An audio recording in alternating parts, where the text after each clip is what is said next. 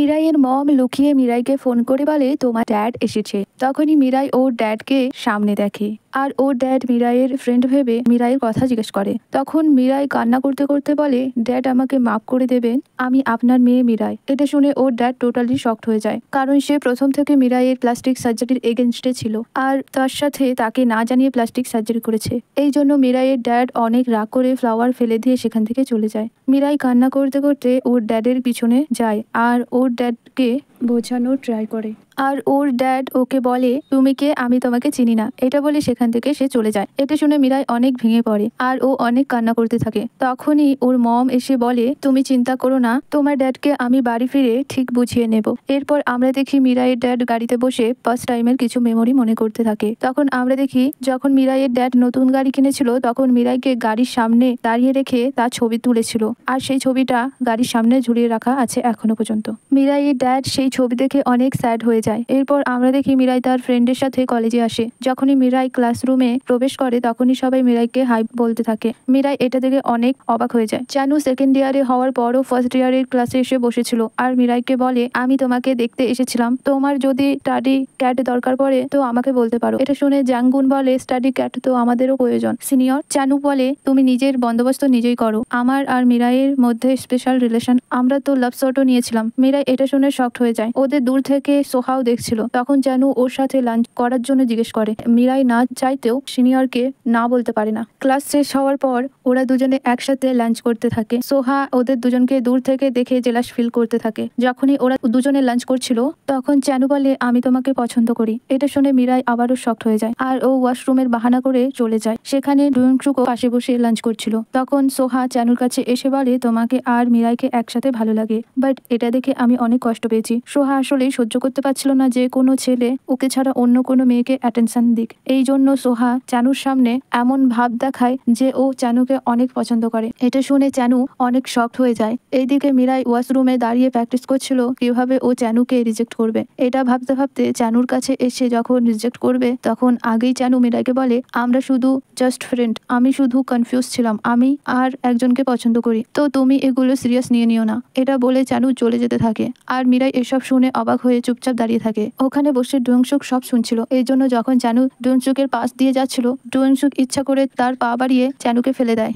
এতে চানু রাগ দেখিয়ে উঠে ডুয়ংসুককে বলে, আবারও তুই আমাকে ফেলে দিয়েছিস, তোর মরার শখ হয়েছে। এটা বলে ওকে মারতে যাবে তো ডুয়ংসুক চানুর অ্যাটাক থেকে ইজিলি ভাবে বেঁচে যায়। চানু একটি চেয়ার নিয়ে ওকে মারতে যাবে তখনই মিরাই ওকে থামানোর ট্রাই করে, বাট চানু চেঁচিয়ে মিরাইকে জিজ্ঞেস করে, তুমি ওর দিকে না আমার দিকে। এরপর চানু মিরাইকে অনেক জোরে ধাক্কা দেয় আর মিরাই ধাক্কা লেগে পেছন দিকে পড়ে যাচ্ছিল।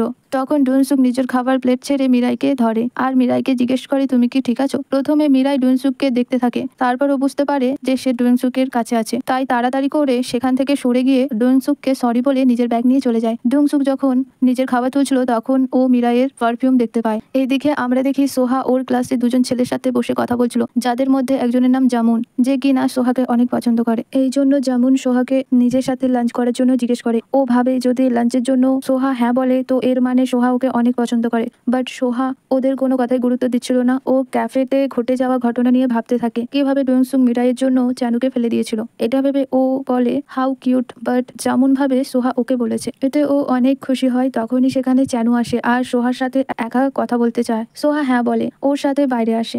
এরপর চানু সোহাকে বলে, আমি কনফিউজ হয়ে গিয়েছিলাম, বাট এখন আমি সিওর হয়ে গেছি, আমি তোমাকে পছন্দ করি। সোহা বলে, এই ব্যাপারে ভাবার জন্য আমার কিছু সময় প্রয়োজন। চানু এটা শুনে ওকে বলে ওর আনসারের জন্য ও ওয়েট করবে। এটা বলে চানু সেখান থেকে চলে যায়। এরপর আমরা মিরাইকে দেখি ও সেখানে বসে ক্যাফেতে ঘটে যাওয়া ঘটনা নিয়ে ভাবতে থাকে। তখন সোহা সেখানে আসে আর ওর কাছে এসে এমন ভাব দেখায় যেন ওর অনেক টেনশন হচ্ছিল মিরাইকে নিয়ে, আর চানুর কথা জিজ্ঞেস করে, তুমি চানুকে পছন্দ করো? এটা শুনে মিরাই না বলে। মিরাই বলে সে তাকে সিনিয়র হিসেবেই দেখে। এরপর সোহা ওকে মিথ্যে আশ্বাস দিতে বলে, যদি চানু তোমাকে ডিস্টার্ব করে আমাকে বলবে, আমি তোমার হয়ে তার সাথে ফাইট করব।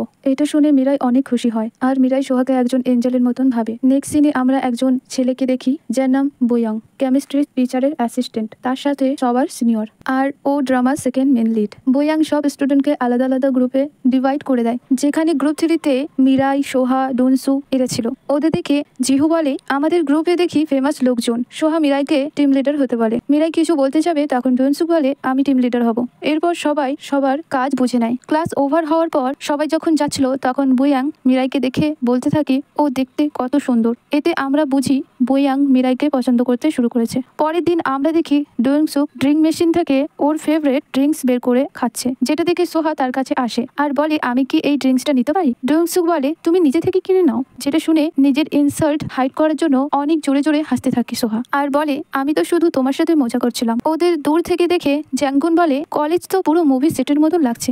যদি ওরা দুজন কাপল হয়ে যায় তো অনেক বড় নিউজ হয়ে যাবে। মিরাইকে দেখে ডুনসুক সোহার দিকে ড্রিঙ্কস ছুড়ে দিয়ে মিরাইয়ের কাছে গিয়ে বলে, আমার তোমার সাথে একা কিছু কথা বলার আছে। এরপর ও বাইরে চলে যায়, যেটা শুনে মিরাইয়ের ফ্রেন্ড মিরাইকে টিস করতে থাকে আর বলে, তোমাদের মধ্যেও কিছু চলছে নাকি? মিরাই না বলে ডুনসুকের সাথে কথা বলার জন্য বাইরে চলে যায়। এইগুলো দেখে সোহা জেলাস ফিল করে আর কিছু ভাবতে থাকে।